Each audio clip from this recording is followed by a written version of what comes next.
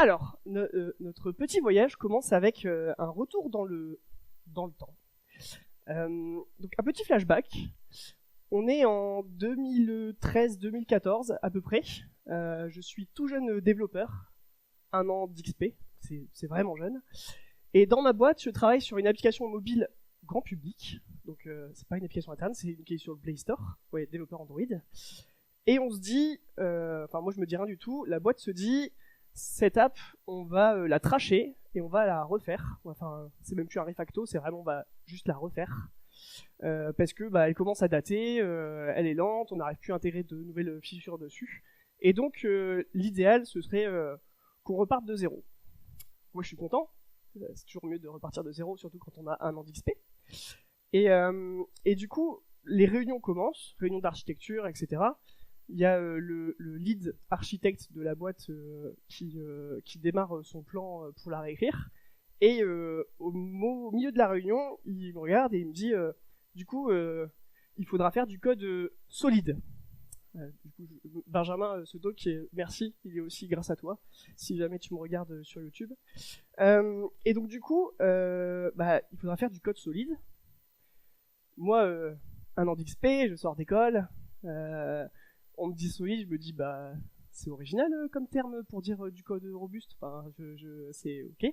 Donc avec assurance, je lui dis, je n'ai aucune idée de ce que veut dire du code solide. Ça veut dire quoi? Est-ce que c'est du code compliqué, du code voilà, je ne vois pas de quoi tu parles. Toujours assumer de pas savoir de quoi les autres parlent. Ça débloque beaucoup de choses derrière. Comme il était cool, il a vu que j'étais pas du tout à l'aise avec ce qu'il m'a dit.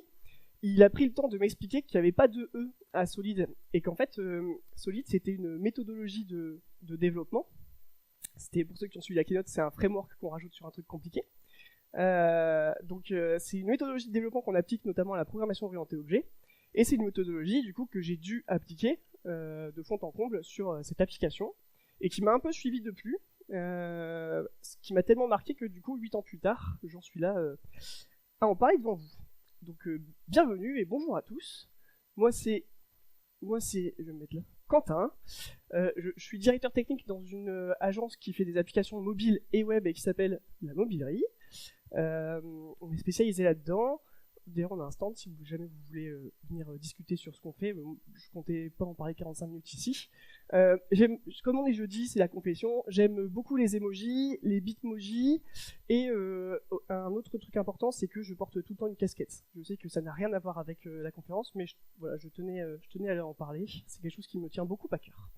Et du coup, aujourd'hui, on va parler de conception et d'architecture, à savoir du code solide. C'est quand même cool. Mais est-ce que c'est vraiment utile, en fait, dans une application de tous les jours? Et oui, donc pour ceux qui se posent la question, j'écoutais clairement une super chanson d'une pop star qui s'appelle Nadia quand j'ai trouvé ce titre. Voilà, comme ça, c'est fait. Donc c'est le matin, on sort d'une super keynote, je vais essayer d'endormir personne, mais si jamais c'est le cas, ne ronflez pas, ça va déranger ceux qui essayent d'écouter. Alors, on va rentrer dans le vif du sujet. Solid, c'est quoi? Qui connaît Solid dans la salle? À main levée. Ok, on sera un peu plus de 50%. Qui l'utilise au quotidien? Déjà, il y a moins de mains. Ok, très bien. Donc, il y en a qui connaissent et qui l'ont utilisé, il y en a qui l'utilisent toujours. Alors, pour les autres, vous allez apprendre des choses. Pour ceux qui l'utilisent tous les jours, ce sera l'occasion d'argumenter en fin de séance. Donc, Solid, c'est quoi? Avant tout, c'est une promesse. Techniquement, c'est une promesse que si vous l'utilisez, vous aurez un code beaucoup plus simple à maintenir, un code plus robuste, un code plus compréhensible. Voilà, et j'en passe et des pas fraises. En gros, c'est présenté comme la silver bullet à tous vos problèmes de développement. Si vous l'utilisez, vous êtes tranquille. Tout le monde comprendra votre code, vous pouvez le maintenir pendant des trentaines d'années, il n'y aura aucun souci, ça va le faire, quoi. Ça, c'est la promesse que vous trouvez sur Internet quand vous dites est-ce que je dois utiliser Solid dans mon projet. Donc ça, c'est la théorie. On va voir si, dans les faits, c'est vraiment le cas. Et comment on va voir ça? Ce qu'il faut comprendre déjà, pour ceux qui ne connaissent pas Solid, c'est que Solid, en fait, c'est un acronyme. C'est un acronyme, il y a S, il y a L, il y a O, il y a D, et il y a I. Et ça fait Slody. Ça fait Slody. Je le dis en ce sens-là parce que c'est comme ça que je vais les présenter. Voilà. Et du coup, l'idée, c'est que on va voir ce qui se passe dans chacune de ces lettres, et puis on va voir si finalement elles sont parfaitement utiles ou pas du tout, quoi. Donc on va commencer par le S, parce que du coup c'est la première lettre de Solid. Et de toute façon, il faut commencer quelque part, et surtout c'est le plus gros morceau de la presse. Pas forcément le plus gros morceau de Solid, mais c'est le plus gros morceau de la presse. Donc le S, il tient pour SRP, Single Responsibility Principle. Ce que ça dit dans le S, c'est que grosso modo, dans votre code, quand vous avez un module, alors dans la théorie c'est un module, souvent quand on fait de l'APO, on va ramener ça à une classe, même si c'est pas vraiment la vérité. Dans la majeure partie des cas, on va dire que c'est une classe, elle ne doit avoir qu'une seule responsabilité. Cela étant dit, en gros ce que ça dit, moi ce que je transforme ça, c'est que chacun son taf et les beaux idées seront bien gardés. Ce que ça dit, c'est que, en gros, un module ou une classe, quand vous la lisez, elle ne doit avoir qu'une seule raison d'être modifiée. Pas 2, pas 3, pas 4, une seule. Si vous voyez plus qu'une raison de la changer ou de la modifier, c'est qu'elle viole le SRP. Et l'idée, c'est, donc pour chacune de ces principes, on va voir un exemple concret. Alors oui, j'ai essayé de faire un truc plus simple que Area Calculator, pour ceux qui sont à l'aise avec Solid. C'est du Dart, parce que je fais du Flutter, voilà. Mais normalement, c'est suffisamment du code simple pour que tout le monde comprenne. C'est suffisamment light. Donc il y a une fonction getRouteAPI. L'idée, c'est qu'on va se poser la question, quelle est sa responsabilité? Sa responsabilité, en fait, c'est récupérer un objet sur Internet et le retourner, quoi. Donc en gros, c'est ça le taf qu'elle est censée faire. Et maintenant, c'est quoi ses raisons d'être modifiées? Déjà, j'ai une dépendance vers quelque chose qui fait un appel à Internet. Première raison de modifier, si la dépendance change, je dois modifier cette fonction. Deuxième raison d'être modifiée, j'ai une URL. Si l'URL change, je dois modifier ma fonction. Troisième raison de modifier, j'ai la création d'un objet. Si l'objet de retour change, je dois modifier ma fonction. Quatrième raison d'être modifiée, j'ai un parsing JSON ici. Donc si le modèle que je reçois change, je dois modifier ma fonction. Donc finalement, j'ai une seule responsabilité et j'ai 4 raisons de changer ma fonction. Et ça, le SRP dit, c'est pas bien. C'est pas très bien du tout. Et donc, on va voir comment on pourrait faire mieux si on appliquait, entre guillemets, bêtement la SRP. Donc, déjà, on va s'attaquer au type de retour qui est là. L'idée, c'est de créer un objet. Donc ça, vous le voyez un peu tout le temps. C'est les fameuses data classes, vos modèles, ce que vous voulez. On crée un objet. On a tous l'habitude de faire ça. Et en fait, on utilise ce type de retour pour typer ici notre type de retour. Voilà. En plus, c'est bien pour les langages qui ont un type strict. Moi, j'aime bien les types stricts. J'aime pas les dynamiques, les nil et tout ça. C'est toujours mieux avec les types stricts. Mangez-en. Donc du coup, on se décharge de la responsabilité de créer en fait un objet un peu bizarre. On le met dans notre data class. Et du coup, le fait de gérer le contenu, du coup le modèle de ça, il est plus dans ma fonction. Si le modèle change, c'est ici que ça se passe. Et là, j'ai plus trop de soucis par rapport à ça.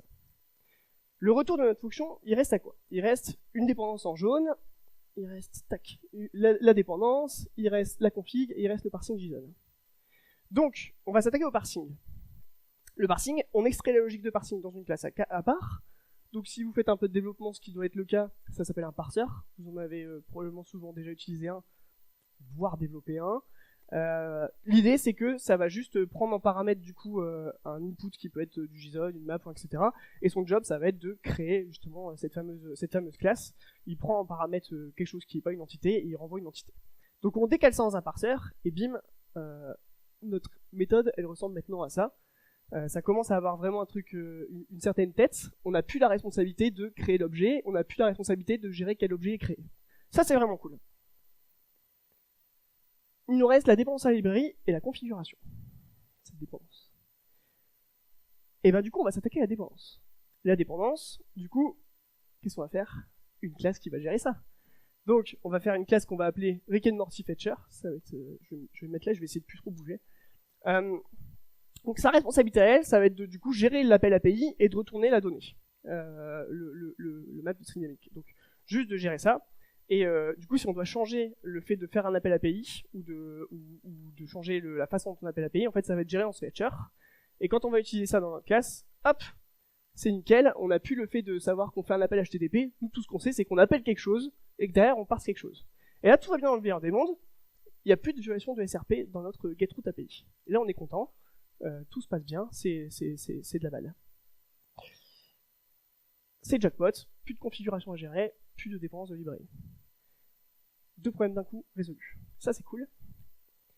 Sauf qu'en fait, c'est un truc qui se passe assez souvent quand on essaie de faire respecter la SRP, c'est qu'on a juste décalé le problème dans notre Rick and Morty Fetcher, qui lui du coup se tape la gestion de notre dépendance et de la configuration.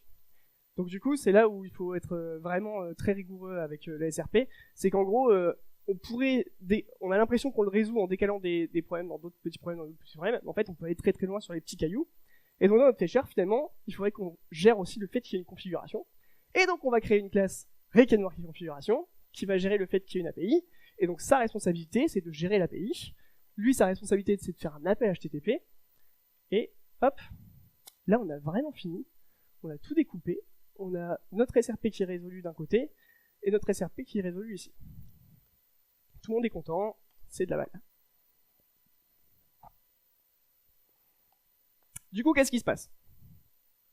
En fait, la SRP, dans quelle situation elle est utile? On a vu là, on est quand même passé d'une méthode qui était relativement, effectivement complexe, mais très compréhensible. Il y avait quoi, 5-6 lignes peut-être. Et on a tout éclaté pour faire plein de petites responsabilités partout, mais on a peut-être légèrement complexifié le code. Légèrement. Donc finalement, c'est utile dans quelle situation? Ben moi, le retour que j'en ai, c'est que c'est surtout utile dans les classes qui sont un peu business, celles qui ont beaucoup de logique, celles qui vont vraiment gérer beaucoup de choses. On va se dire, ce problème-là, il vaut mieux le décaler un peu ailleurs, se dire qu'on a eu quelque chose qui nous renvoie cette méthode-là, et l'utiliser plutôt que de faire ça. En gros, c'est éviter d'avoir des centaines de lignes par fonction, et plutôt un peu découper des responsabilités comme ça. Par contre, voilà, est-ce qu'il faut l'utiliser partout, genre dans les vues, dans les modèles, etc. Mais je suis moins convaincu en fait. Finalement, mon conseil, c'est plutôt de dire l'idée, c'est d'être des bûcherons.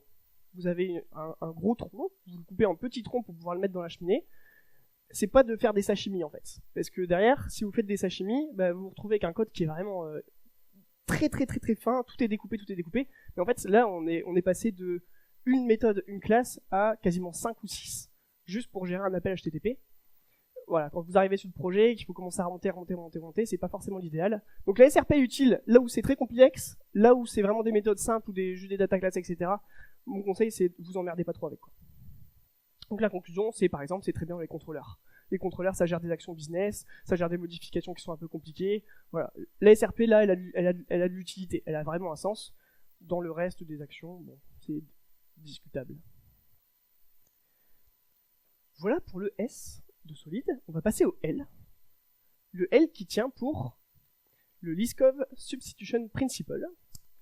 En gros, ça veut dire sur Internet, quand vous regardez, vous trouverez tout le temps un petit exemple qui est un carré n'est pas un rectangle.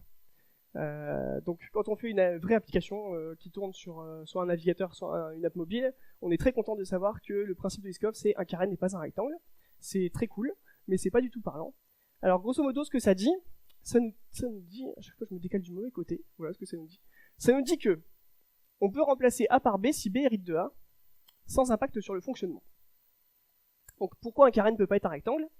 Un carré, si on modifie sa longueur, on modifie forcément sa largeur, alors qu'un rectangle a une largeur et une longueur indépendantes. Donc si on modifie sa largeur, on modifie pas forcément sa longueur. Et donc techniquement, si on dit qu'un carré est un rectangle, eh ben on impacte le principe de fonctionnement. Voilà ce qu'on trouve sur Internet comme définition de Liskov Substitution Principle. Donc en gros, moi ce que j'ai tendance à comprendre de ce que ça veut dire que grosso modo, moi c'est un peu la théorie de telle mère telle fille, tel père tel fils, voilà. Enfin, quand on a un enfant qui a un copier-coller de son parent, ou qui fait exactement comme son parent, en gros c'est ça Liskov. C'est vraiment, ça veut dire que si vous avez un moment dans votre fonction ou en dépendance un paramètre qui a un type A, et que dans votre code vous avez un type B qui hérite de A, bah peut-être qu'au runtime, vous aurez un type B et vous saurez pas vraiment pourquoi. Et il faut pas que ça pète. C'est surtout ça que ça dit. Ça dit pas que vous l'aurez peut-être ou pas, ça dit que si ça arrive, il faut pas que ça pète. Alors comment on fait ça? Exemple concret. On a deux objets qui sont plutôt simples, caractère et location. Et normalement, avec vos yeux aguerris, vous allez voir que ces objets se ressemblent quand même fortement. Et donc, ce qu'on a envie de faire tous et qui nous démange les mains, c'est de faire une classe abstraite qui va gérer du coup le fait d'avoir son ID, son name, son type. Et le caractère et la location vont juste du coup hériter de cette classe abstraite et vont plus du tout gérer les propriétés. On a moins de duplication de code, Sonar est content, Voilà, tout va bien dans le meilleur des mondes. Et on n'a rien cassé jusque-là. Et puis là, on avance dans le temps, et il y a un wild épisode qui appears, qui a un ID et un N, et pas de type.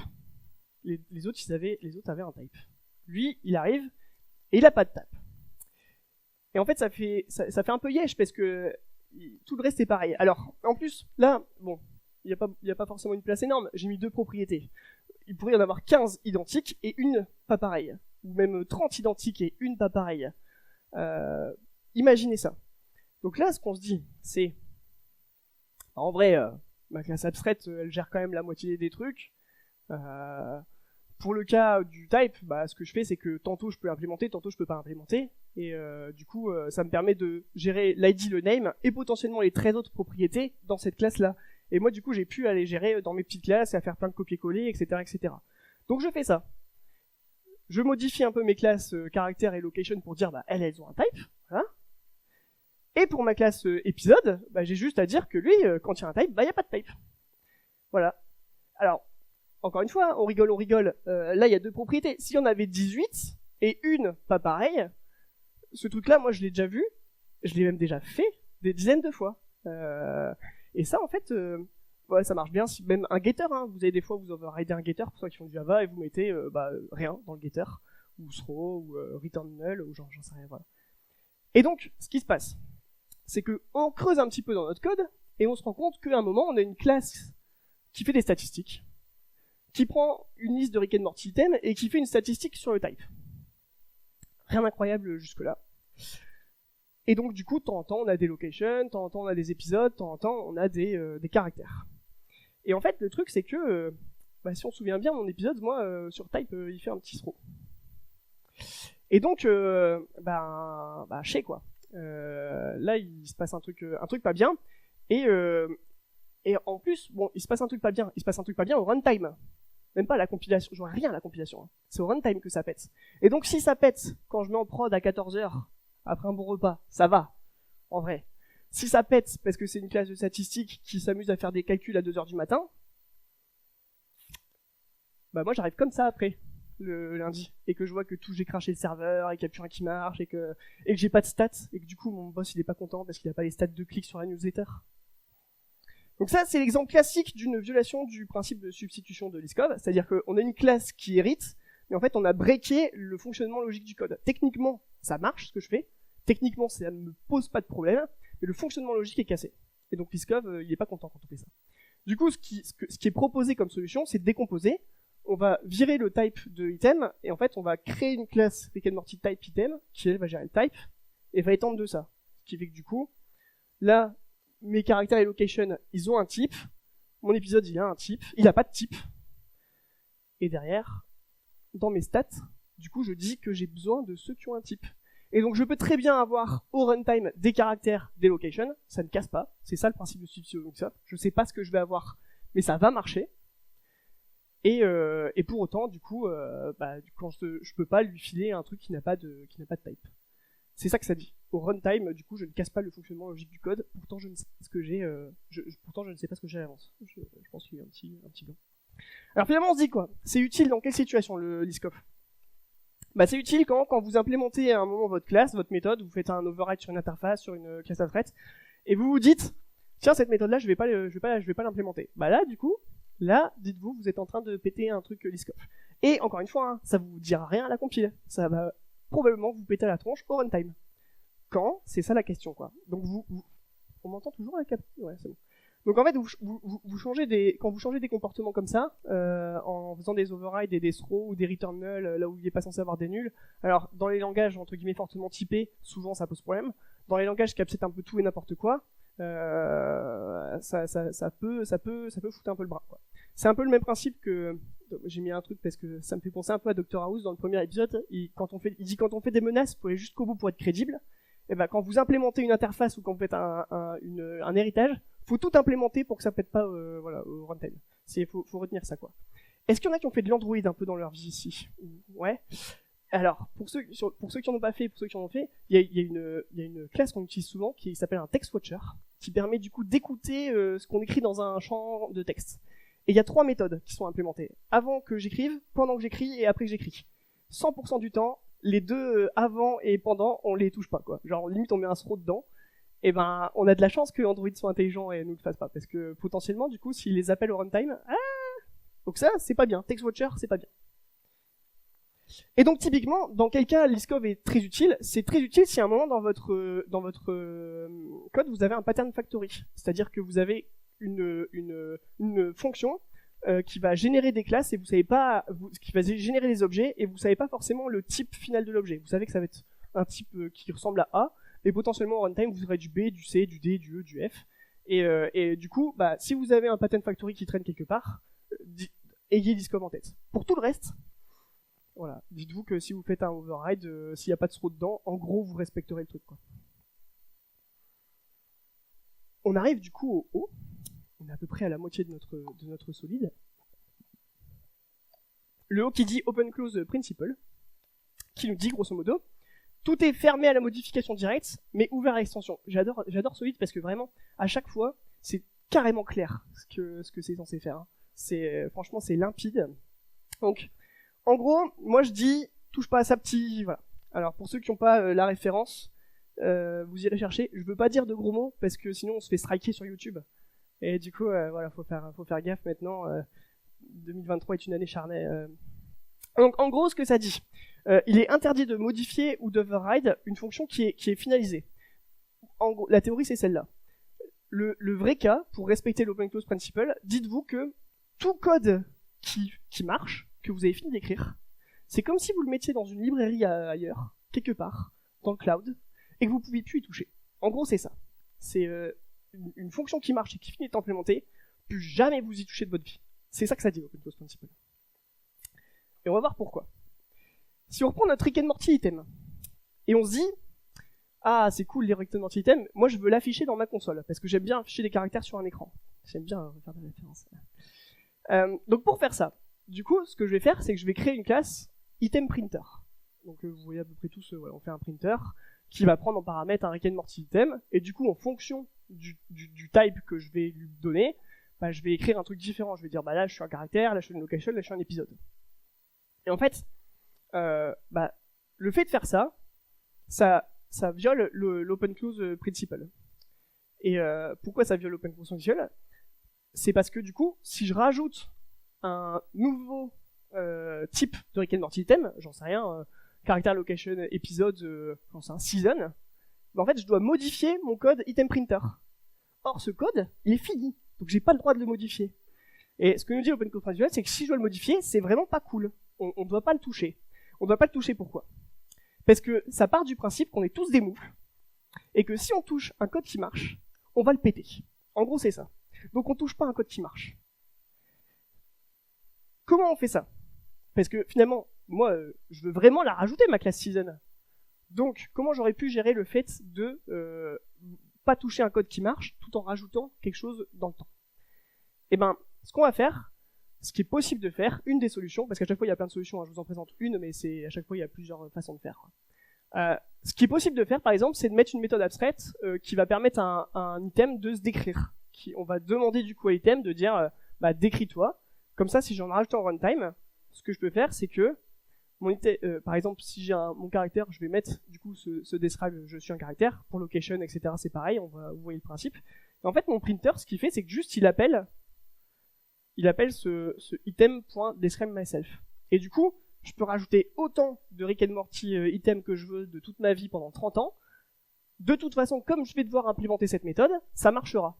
C'est-à-dire que le code de l'item printer, en fait, je vais jamais le modifier. Il est fermé à la modification. Je peux rajouter des choses, c'est ouvert à l'ouverture, mais je peux pas modifier du code qui est écrit, comme s'il était ailleurs, dans une librairie ou un truc comme ça. Alors, on pourrait dire que ça viole un peu la SRP, mais voilà, c'est ce que je vous ai expliqué au début, ça dépend de ce qu'on appelle SRP. Si vous cherchez bien, techniquement, tout string, ça viole la SRP. Quand on pousse le bouchon un peu loin. C'est pour ça que je dis qu'il ne faut pas forcément pousser le bouchon un peu loin. Quand est-ce que c'est utile, l'Open Close Principle? C'est utile, alors en théorie, c'est vraiment le principe à respecter en solide. Hein. S'il y en a bien un à respecter, c'est celui-là. Moi, je pense que c'est utile surtout quand on a beaucoup de couplage entre les classes.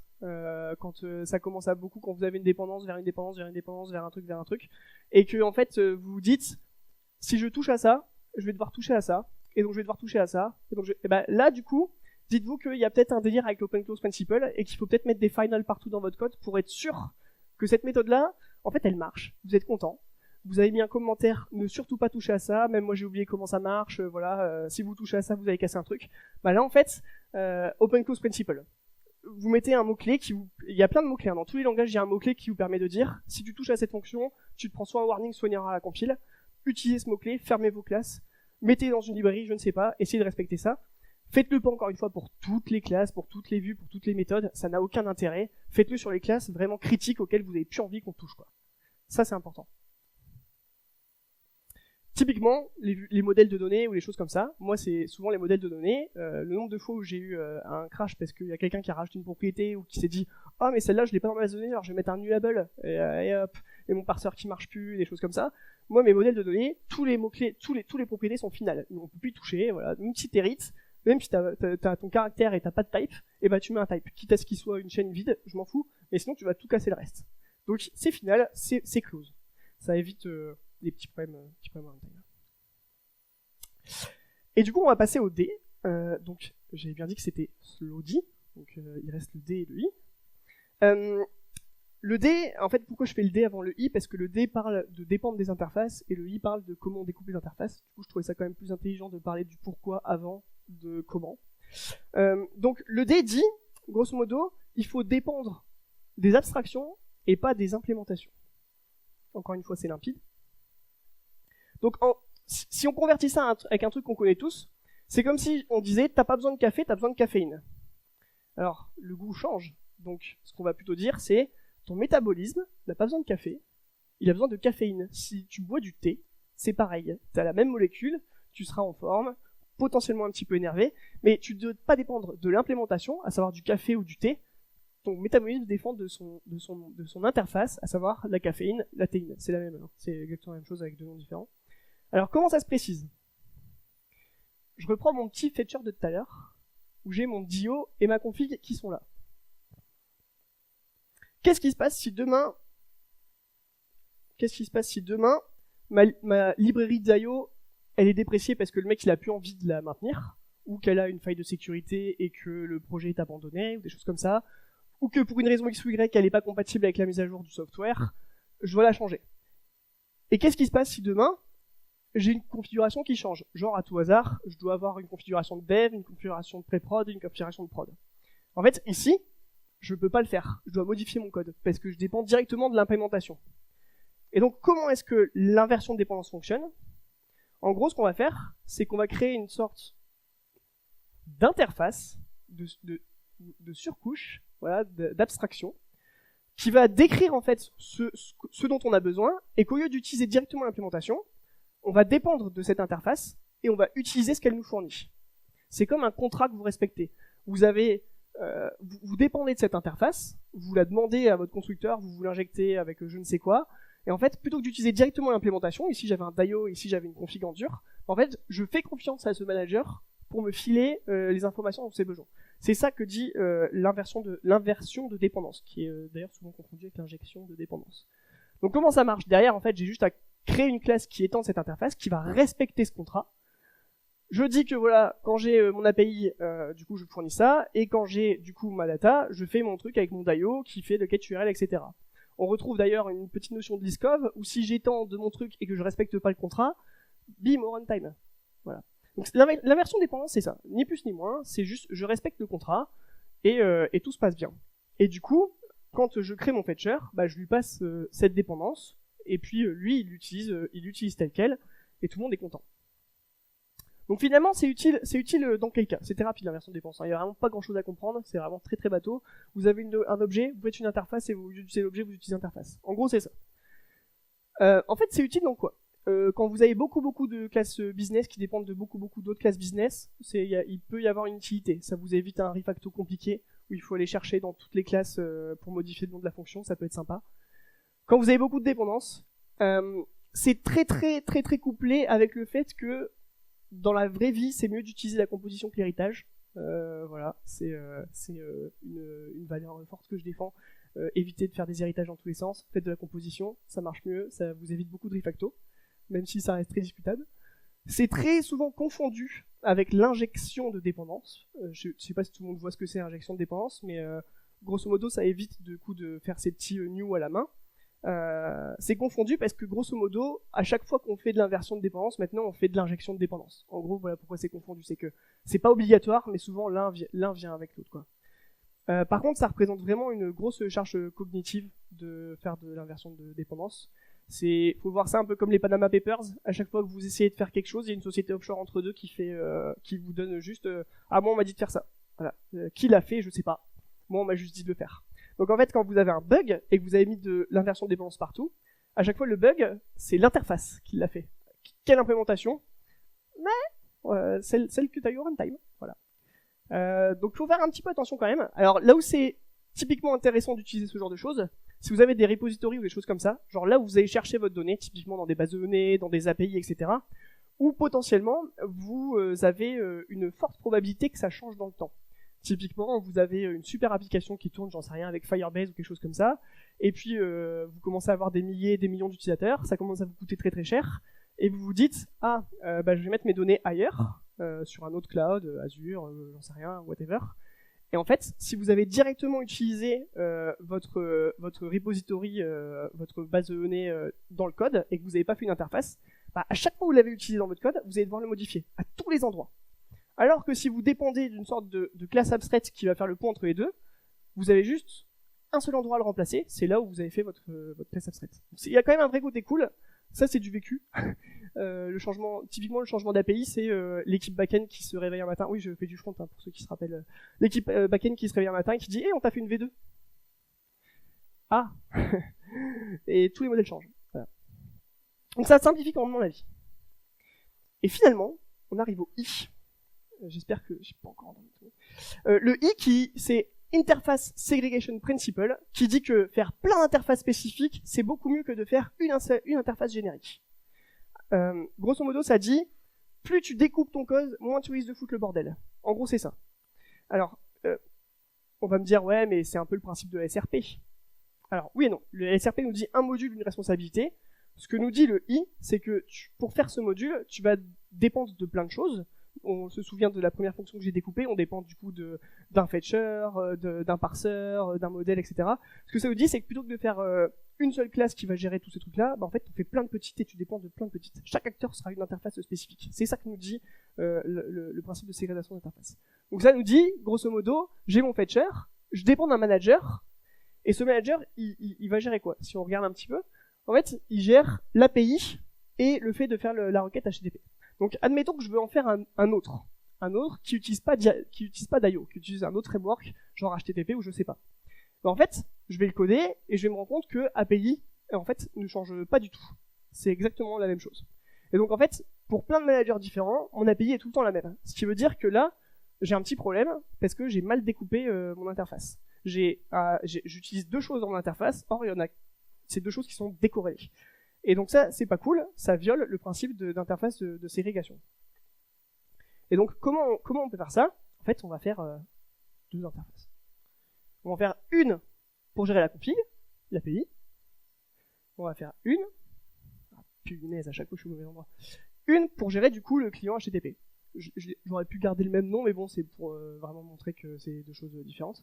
En fait, là, on a bien découpé. Pareil, je mets deux fonctions à chaque fois. Il pourrait y en avoir 18, hein. C'est le même combat, hein. Et on gardait 6 d'un côté et 6 de l'autre. Mais en tout cas, voilà, le principe est là. En fait, pour savoir si vous devez découper plus finement ou pas un truc, c'est pas compliqué. Imaginez une autre implémentation. S'il y a une méthode qui est implémentée pareil dans les deux cas, elle a rien à faire là. Voilà, grosso modo, c'est ça. Il vaut mieux faire une autre implémentation. Et du coup, ce qu'on fait, c'est qu'en fait, on implémente du coup d'IO ici sur HTTP client, on implémente la config. D'IO ici, on prend une URL en paramètre alors qu'avant on l'avait pas. Et tout se passe bien. En fait, au lieu de dépendre du manager, on dépend du coup, l'interface ségrégation, mais au lieu de dépendre d'un seul gros truc, on dépend de deux petits trucs qui chacun vont gérer leur petite popote. Et l'avantage derrière, c'est que si je veux changer ma configuration et que je veux gérer, j'en sais rien, par exemple une configuration de production et une configuration locale, voilà, avec un petit 127, et ben en fait, j'ai je change pas mon DIO ici. C'est toujours le même. Il y a que la deuxième dépendance qui change. Et ça, c'est cool. Ça, c'est cool. C'est ça c'est ça que nous permet le principe d'interface segregation. Encore une fois, le principe de Solid, c'est moins tu touches à ton code, moins tu as de chance de le péter. Donc tu mets des interfaces un peu partout. Et donc du coup, c'est utile quand ? C'est utile typiquement quand vous avez un peu des classes fourre-tout, magiques, où vous avez plein de trucs du style, je vais chercher un gros repository avec 150 méthodes qui vont tous chercher des trucs à des endroits différents. Et à un moment où vous devez le changer, et vous devez changer partout dans votre code. Ça c'est pas terrible quoi. Parce que potentiellement, c'est un peu le principe qui dit tu dois savoir ce dont tu as besoin. C'est un peu genre la vidéo au premier confinement où il y avait une dame qui avait son caddie et qui avait plein de trucs dedans. On lui a dit qu'est-ce que vous avez dans votre caddie ? Elle fait j'en sais rien, j'ai pris n'importe quoi. Et c'est le même principe avec l'interface ségrégation quoi. Si dans votre interface vous devez pas avoir n'importe quoi, avoir tout. Vous devez savoir exactement ce qu'il y a dedans, limite en lisant le nom de l'interface. Et s'il y a une méthode où vous dites tiens, c'est bizarre, de toute façon, si vous pensez que c'est bizarre, c'est que c'est bizarre, et c'est qu'elle a rien à faire là, quoi. La différence avec le LSP, la substitution de Liskov, c'est que, en gros, Liskov dit, les enfants se comportent comme les parents, et l'ISP dit, grosso modo, les parents et les enfants doivent avoir le moins de choses possible dans leur implémentation. Donc c'est utile dans quoi ? C'est utile quand même un petit peu partout, et nulle part en même temps. En fait, techniquement, vous le faites déjà de base, tout le monde le fait un peu sans réfléchir. C'est juste qu'il faut réfléchir. En fait, j'aimerais vous dire que c'est utile sur les repositories, mais en fait, c'est pas forcément vrai. C'est juste une question de principe de se dire, en fait, si à un moment vous ajoutez une fonction à votre interface et que vous forcez-vous à faire une autre découpe de cette interface, deux implémentations différentes tout le temps à chaque fois, c'est un peu comme remplacer par un verbe du troisième groupe. Genre vous faites un autre verbe et vous vous dites du coup ça se conjugue pas pareil. La même combat, si vous implémentez deux interfaces, vous le faites en vous forçant à faire par exemple une mock et une vraiment de prod. S'il y a une fonction qui est implémentée pareil des deux côtés, c'est qu'elle a rien à faire là. Il faut la mettre ailleurs. Parce que potentiellement du coup vous avez modifié un truc qui doit pas être modifié parce que ça risque de vous casser au runtime. Donc finalement, une fois qu'on a dit tout ça, on a fait la fin de notre tour en Solid ici. On se rend compte de quoi ? On se rend compte que en fait c'est pas 5 principes séparés, c'est 5 principes très interdépendants. En fait, le D a besoin du I et du L, le S a fortement besoin du O et du I, le O il peut vivre sa vie tout seul, mais en même temps c'est ce que je disais, le O si on le respecte techniquement on est obligé de respecter les autres. En gros, on peut pas vraiment faire l'un tout seul sans utiliser les autres. Et en vrai, quand on y réfléchit bien et qu'on pousse un petit peu le bouchon loin, Solid ça revient à foutre des interfaces partout dans son code. En gros c'est ça. Tu mets des interfaces partout et t'implémentes ça partout. Pour le D, on met des interfaces dans les paramètres. Pour le I, on fait des petites interfaces. Pour le L, on doit avoir des interfaces qui font qu'un seul truc. Ça met des interfaces partout. Et mettre des interfaces partout, on va pas se mentir, ça perturbe quand même un poil la lisibilité de ce qu'on fait. Parce que on sait plus du tout où est implémenté quoi. On se retrouve avec des IMPL partout. C'est un peu le bordel. Et donc finalement, est-ce que c'est vraiment utile ? C'est parce que c'est quand même la conclusion. Le titre du talk, c'est « Est-ce vraiment utile ?» ça dépend. La petite réponse de Normand. J'aime beaucoup dire ça. En fait, ça dépend vraiment de beaucoup de choses. En fait, c'est vraiment le même principe que les frameworks agiles. Il y a pas de silver bullet. C'est vendu comme une silver bullet, ça n'en est pas une. Posez-vous la question, est-ce que c'est sur un gros projet ou un petit POC ? Est-ce que ce gros projet, on va être 18 à travailler dessus ou on va être 2 ? Est-ce que ce projet, il va avoir une chance de durer dans le temps ou est-ce qu'en fait, dans 6 mois, la boîte, elle va le foutre à la poubelle pour en refaire un ? Il faut vraiment se poser des questions, de se dire, en fait, est-ce que ça va vivre ? Est-ce que ça va pas vivre ? Est-ce que tout le monde dans l'équipe est à l'aise avec le fait de foutre des interfaces partout ? Parce qu'en fait, si vous êtes 6 et qu'il y en a 3 qui sont pas à l'aise avec des interfaces, en fait, vous avez complexifié votre code à mort pour vraiment pas grand-chose. Est-ce que vous êtes prêt à négocier le budget ? En fait, c'est comme les tests, tout le monde en veut, personne ne veut les payer. Donc, dire que Solid, c'est très bien, oui, c'est vrai, ça prend beaucoup plus de temps, il y a quand même beaucoup plus de code, et donc du coup, ça prend plus de temps, plus de code, égale plus de temps à développer, quoi. Donc, plus de budget. Du coup, il faut vraiment se poser ces questions. Moi, l'avis que j'en ai, c'est que Solid, faut pas le voir comme des règles vraiment strictes à appliquer. C'est plus une sorte de guide. Ça vient très fortement vous aider quand vous utilisez des patrons de conception de type factory, etc., qui peuvent potentiellement vous mettre mal à l'aise.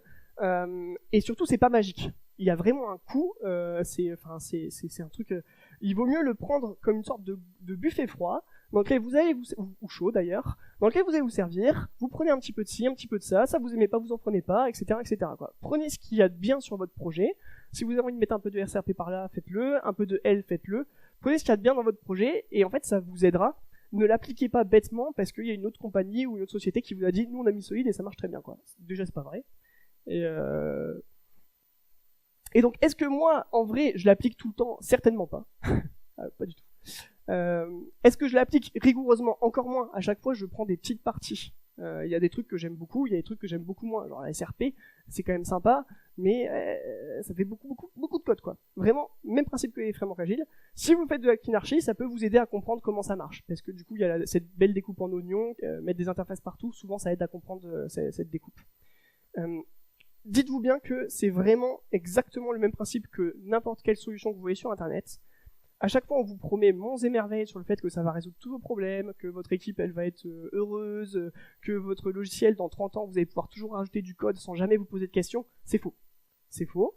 Vous allez forcément péter des trucs. Est-ce que ça vous aide à, dans le temps, modifier des choses sans avoir à serrer les fesses quand vous modifiez un comportement ou une chose comme ça? Oui, indubitablement. Est-ce que vous devez l'appliquer partout, tous les principes, tout le temps? Mon avis est que non, c'est pas du tout l'objectif. Si vous le faites, tant mieux. Si vous arrivez à le faire, tant mieux. Mais ça va plus complexifier votre code qu'autre chose. Ça va ajouter une charge cognitive. Quand les nouveaux arrivants vont arriver sur le projet, s'ils sont pas avec Solid, ça va être compliqué pour eux. Et donc, pensez bien à tout ça avant de l'appliquer. Faites ça raisonnablement et tout le monde se portera bien. Voilà, merci beaucoup de m'avoir écouté. J'espère que c'était intéressant. Merci Torrentech aussi, c'était cool. Et du coup, si vous avez quelques questions, n'hésitez pas. Et surtout, n'hésitez pas aussi à mettre un feedback, même si c'est une critique, même si c'était nul. Si c'était bien, je serais content. Si c'était nul, ça me permettra de progresser. Donc voilà. Et si vous avez des questions, c'est right now. Je pense qu'on a encore un peu de temps. Il reste 4 minutes 13 pour les questions. On a 4 minutes pour les questions. Pour les feedbacks, vous avez les QR codes dans les espaces communs. Yes. Et s'il n'y a pas de questions, eh ben on peut aller au café. Je pense qu'il n'y a pas de questions. Il n'y a pas de questions. Merci beaucoup.